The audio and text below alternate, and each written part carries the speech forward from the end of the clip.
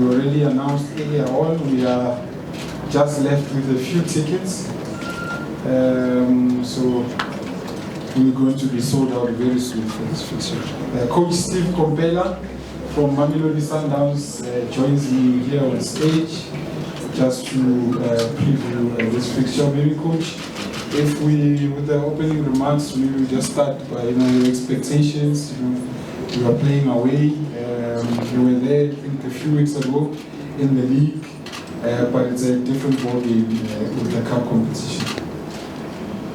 Yeah, thank you very much, Fatuan, and good morning to members of the media. I think I must first start by extending the apology from our head coach for other reasons that were unforeseen and unavoidable. Couldn't make it, and I hope we shall be in a position to field and respond to all the questions that are posed. And I think the first one that you put across is it's going to be an exciting match. And already fact that it would be round 2, people can have some sort of level of expectation. There's more of a measure based on what happened a couple of weeks back. And indeed, it was an exciting match. An early goal from Kaizer Chiefs in a packed stadium, great environment, good ambience, and we expect the same. But I think we had a responsibility to stay calm so that we can see ourselves through the match. And before one forgets, I must also convey a message that the ambience and environment was made perfect by supporters, only if they can come earlier. Only if they can come earlier, because it's got a whole lot of other dynamics in it, that when they delay the start of the match, it affects your match day routine. Because you would say, in preparation for a match, you say, the match is at 3 o'clock. What time is your pre-match meal? What time is your pre-match talk? The minute the match gets postponed or delayed a bit, then it would have affected your pre-match meeting, departure from the hotel, and pre-match meal. So it does affect us big time. And the psychology of sports as well. After warm-up, you get back into the dressing room, getting ready for the 4, 5, 6 minutes until the whistle is blown for teams to come to the tunnel. And then they get to be informed that, guys, the match is likely to be delayed for 30 minutes. It deflates. It's another restart. So if they could just come early, that's the only request. I know it is not my responsibility, but from the fact that it does affect the readiness and preparedness of the players to get on a park and give a good display, it does affect us. Thank you, Coach, and thank you for that message. I'm sure the members of the media will assist us in making sure that it gets out there with regards to early arrival. Let's take questions from the floor. By a show of hands, I see Mr. John T. Mark. John T. Mark from The Citizen. Coach, just to ask, obviously we saw Peter Chalalina scored 2 good goals yesterday. How important is his kind of resurgence in the team going forward? Historically, Peter had been a great and a core member of Mamelodi Sundowns, and all of us have that, not only in mind, but even in terms of statistics. Now, when you saw him score last night, you feel a sense of relief and a positive reinforcement that there it goes. And also for him, it's very important for a striker to be high in confidence. And the only thing that brings confidence to a striker is numbers in the net. When they score, they get more confident. And it came at the right time. And the fact that he scored 2, it was more of a confirmation of the quality he is, that it was not an accident. And also the type of goals he scored. The first goal, beautiful goal, just from outside the box, a good strike. And Peter does that at training, relentlessly. Second goal as well, And it was also great to see Peter getting a ball from Ikram, because the ball was played through from Neo, and then he controlled. As he controlled, Peter was on top. So when you find two strikers interplaying, one providing, the other one taking, the one who doesn't make, the other one takes, feels good, and it develops some sort of camaraderie. So I think from that perspective, Jonty, it was very important for the club, for our supporters, even for Peter himself and the game, so that whoever is coaching saying if strikers can play for each other, there's a possibility of a goal, then it develops what we always work on, selflessness whenever we are inside the box. It was great pleasure seeing him scoring again, and his celebration, trademark. You could feel a man is jumping out of a shell and saying, goodness me, finally. We were all happy. Thank you, Coach. We'll take the next question. Also looking for new hands. Let's give Jim a chance. I've noted it up and Karao. Hi, Coach Steve. My name is Jim from Prince Global Television Network.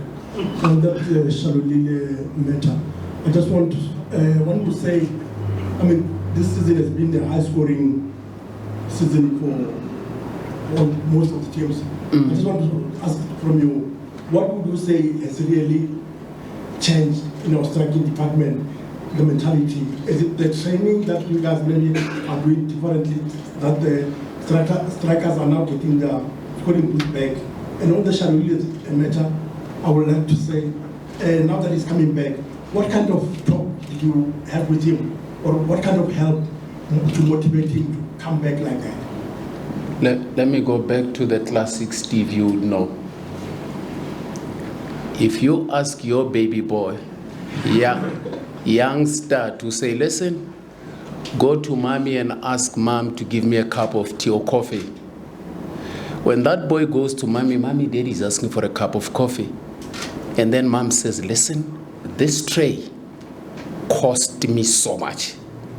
This cup and this tea is special tea. Don't drop the tray.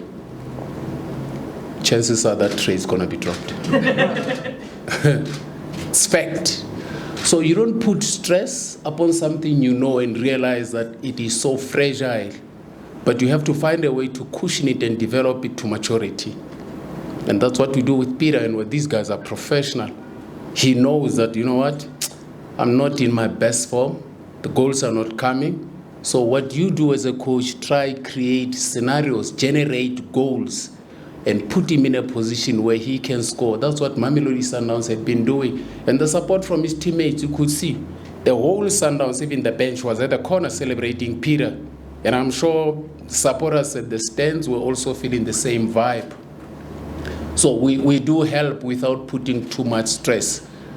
If your deadline for submission of this assignment, of the report, of the press conference, if you know that deadline is 2:30 and it's 2 o'clock, Steve Komphela is still talking, you're going to make a lot of misprints and typing errors there because you become desperate to get to the end of what is required. But when you relax, no, you deliver a hell of a material. I hope you understand. Thank you. Now, with regards to goal scoring, I think, Jim, I don't know whether your question is in reference to Mamelodi Sundowns only or general in the league. That's beautiful. In fact, it's a good sign, because I remember there's a stage where everybody was saying, but these people are not scoring 10 goals per season and all that. It's beautiful. Maybe a whole lot of other factors.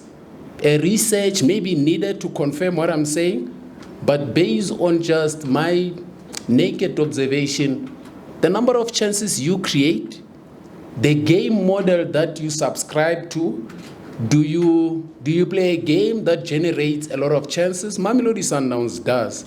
There's a match we played and we scored 5 goals, and when you look at the goal scorers, 5 different goal scorers. Yesterday we had 2 out of 3 goals. So when you see a whole lot of other players getting into goal-scoring positions and scoring goals and all that, it then talks to, so this team normally generates goals and it is not reliant on one striker. But then there's a beauty where when you have a natural goal scorer who's on form, when he bangs them in, that's also an advantage. You look at Kaizer Chiefs yesterday, who scored the 2 goals. It happens. You go back at Bafana, Talent Mbata, he took 2 goals that are similar and all that. And you see these and then you get excited. And the success of PSL production immediately gets to be the success that becomes a benefit to Bafana Bafana. So when they score, and it also invites supporters. Because in all honesty, the chaos and the noise in a match of football is about how you enter the opponent box, threaten and score. The more entries, the more threats, the more goals, people would love that game. And people support teams that score goals. So the game in South Africa, to attract even more fans, we need to score these goals. And at the end of the day, you pay your 40 rand, 50 rand, 60 rand to go watch games. I mean, goals, you don't know what's going to go to a game. It has happened many a times. You see that there's a beautiful match, but it's 0-0. And then people say, it was just a dull match. When in essence, it was a hell of a match. And then you go to a match where there's lots of goals and the match are not as exciting. But the excitement of goals is just a must in any football match. So it's good to see them scoring as well. Thank you, Coach. Zako? Afternoon, Coach. Good afternoon, sir. I'm just keen to find out on what you've made of Kaizer Chiefs under Coach Nasruddin Nabi, the way that they play, what has changed, and maybe just as someone who's been on both ends, what are the intangibles that you need to get right in a game like this, sold out FNB Cup game under the lights? Our point of reference would be the match we played. You look at you guys who do SWOT analysis. You look at areas where you did very well.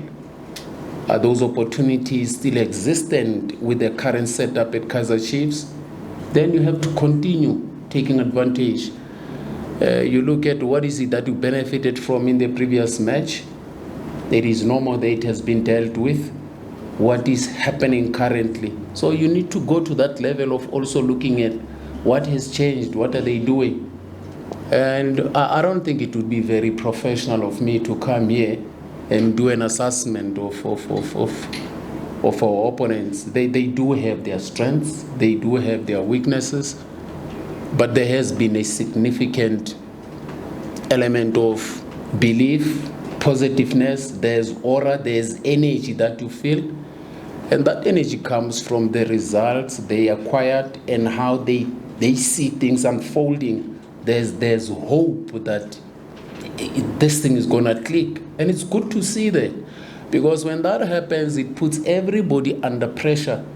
All the teams in the league who wish to be at the top spot, they will buckle up and make it a point that, hey, these people are coming. Everybody else now, it is more of a way of pushing everybody to improve their game. So it benefits everybody, not only themselves, but also the league.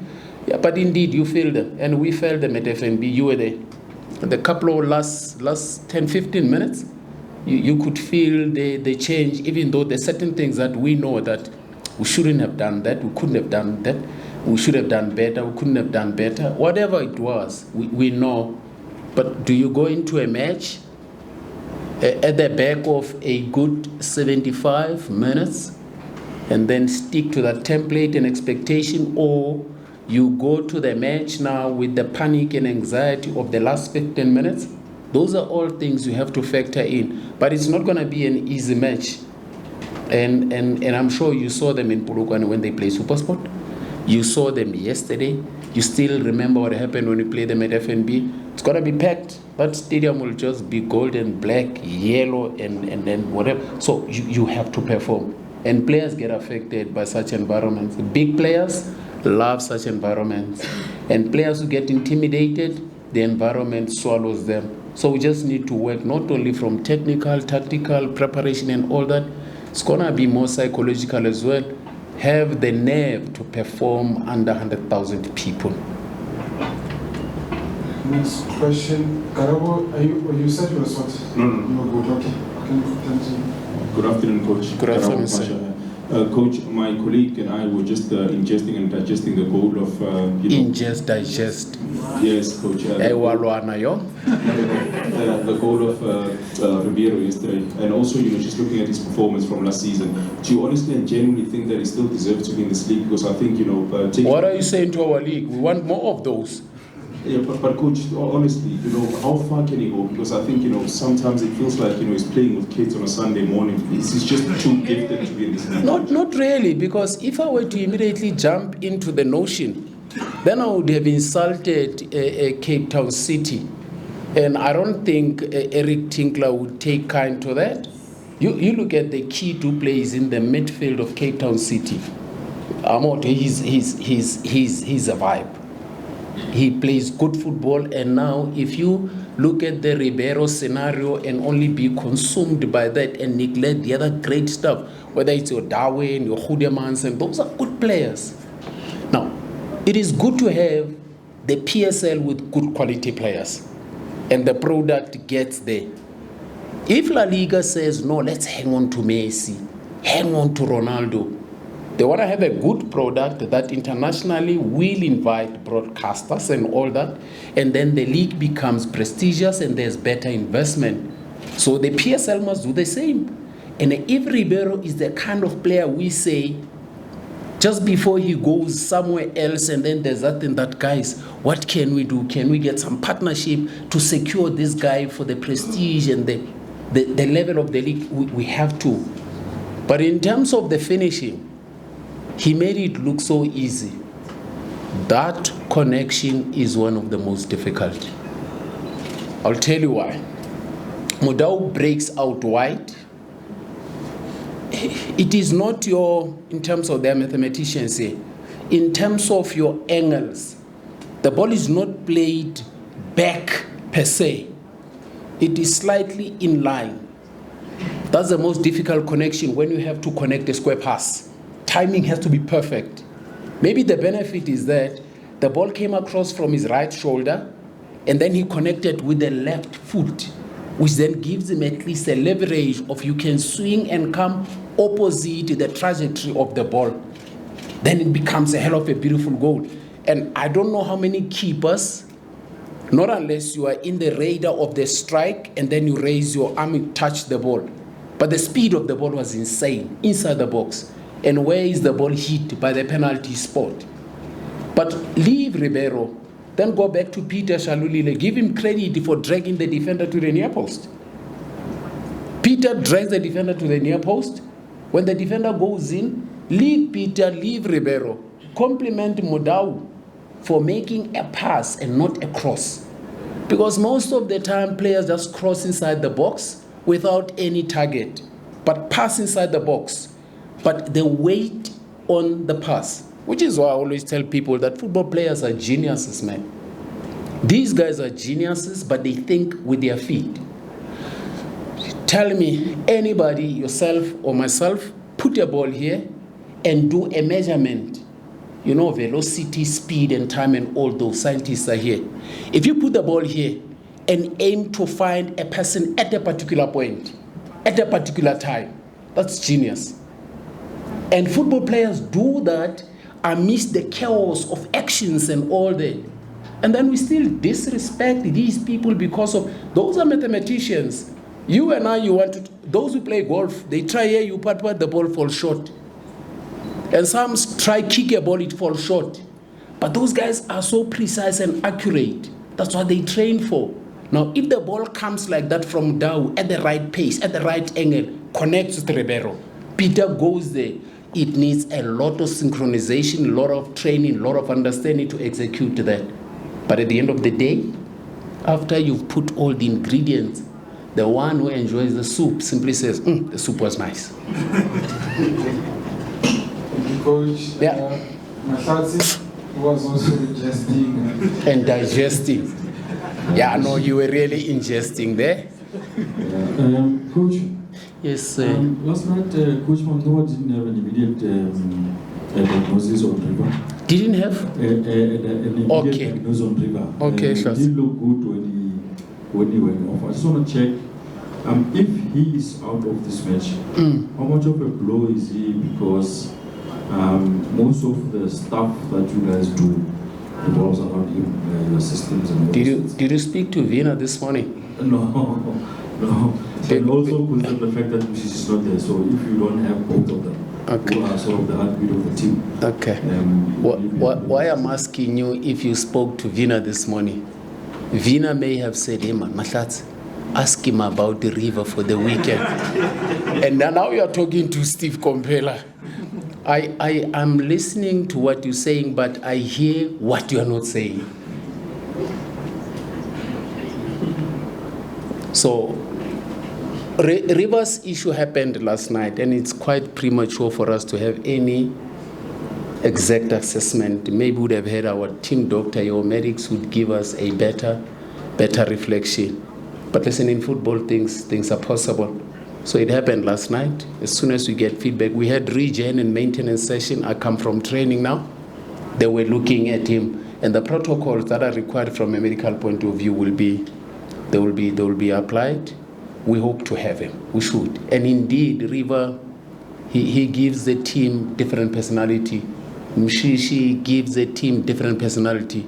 Then your biggest challenge as a coach then becomes, do you then make a team made by the quality of the players, or you make a team that plays to your structure?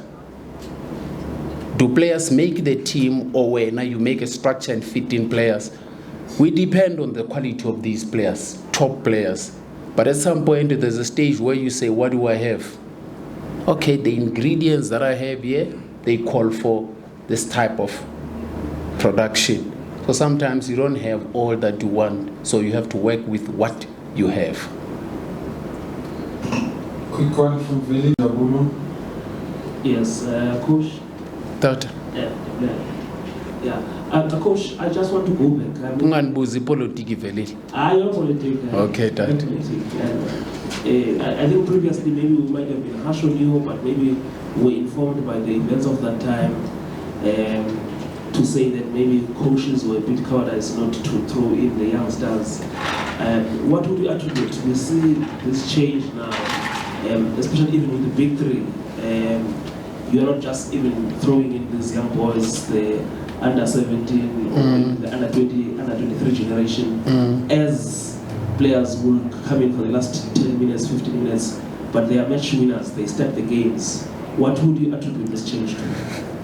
Having confidence in the players. Maybe we are informed by the game as well, because the game has gone a bit faster, and the younger the faster you are, the game has gone very technical, and they've got great level of technical ability. And also, I think that there's a selling point, and there has to be a buy-in. Now, if your selling point does not have a very strong point of reference, the buy-in is slow, is reluctant. I'll tell you why I'm saying that. If you then say to a loving person, football-loving person in South Africa, look at Lamal, Yamal, whoever, look at this one and that one, they play 16, 17. You are then buying them the opportunity to be patient with a 17-year-old in South Africa. But previously, you never had that opportunity. So maybe the international point of reference has given us an acceptance to say, it's not about age. Governor Hunt once said that if you're good enough, it doesn't matter about your age. He doesn't care how young you are. If you're good enough, you get put in there, you play. So I think the game has gone to a level where people have bought into the understanding that it's not about age. If he's capable, let him play. And it has become an international trend and a phenomenon. And in South Africa, it also existed. So there's no way we can be in denial, even though sometimes it takes us a bit of time to accept where the game is going.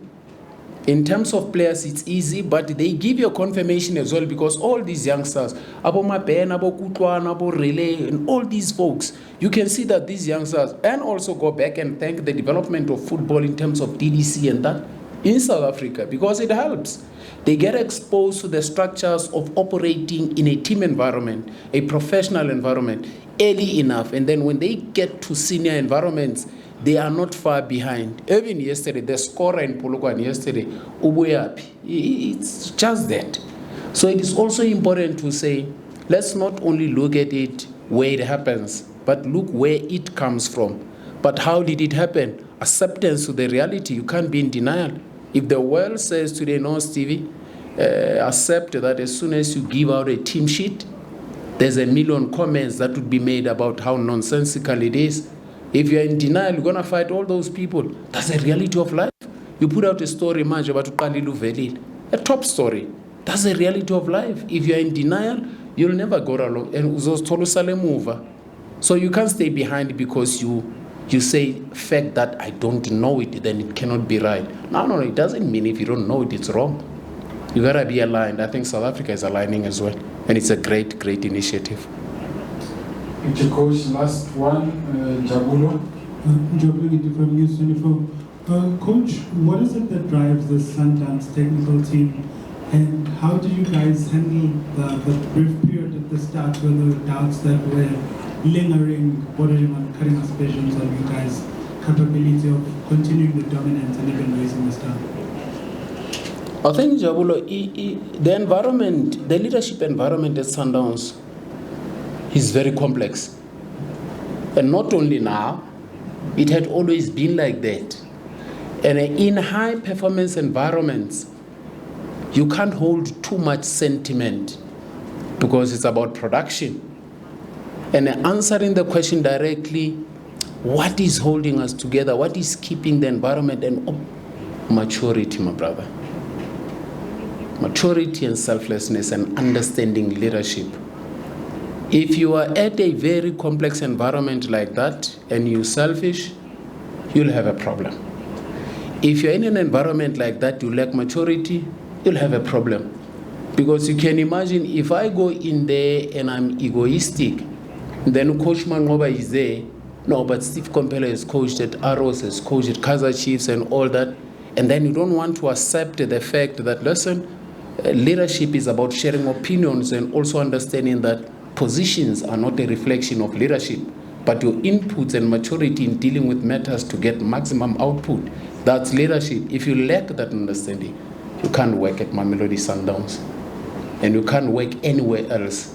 So modern leadership and management, and which goes to everybody, even in corporate, you need to have soft skills.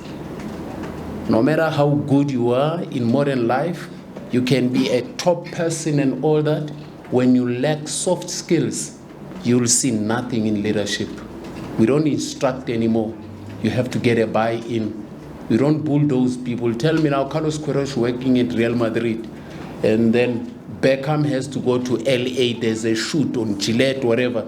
Then Carlos says, no. Or Ronaldo takes his private jet. He leaves Spain, he goes to Portugal. You're dealing with these guys that have money like. Now, you want to tell me that you're going to treat him like a small boy? No, that time is gone, my friend, to be telling people. You have to explain why it has to be done. And then put it here, get a buy-in from them. Don't instruct them. And if our bosses are still instructing us, the management today has changed. Have soft skills to speak sense to these people that they understand why it has to be done, not what has to be done. Thank you. There was a second part to that question.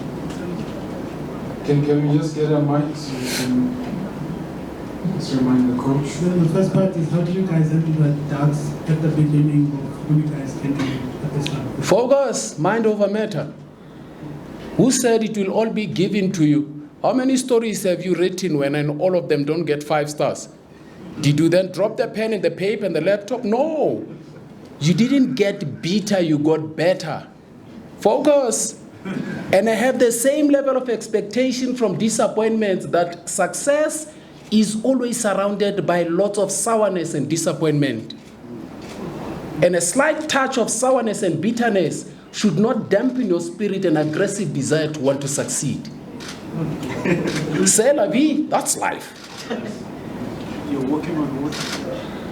When you walk on water and then you get flutters and then there's mud and then you start saying, say, when you approach water, then have expectations of those sprinkles.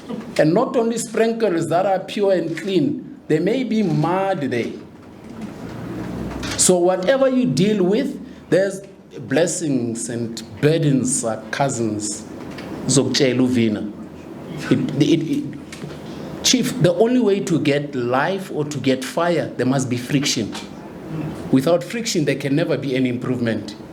But if you want to swim in sweetness, you're gonna rot in there. At some point, you need to clean yourself and drink water so that you can you clean your palate and say, okay, but this honey is different from the one that I had yesterday. Then you draw differences. But if you drown yourself in one mode, like a train, you're heading one station.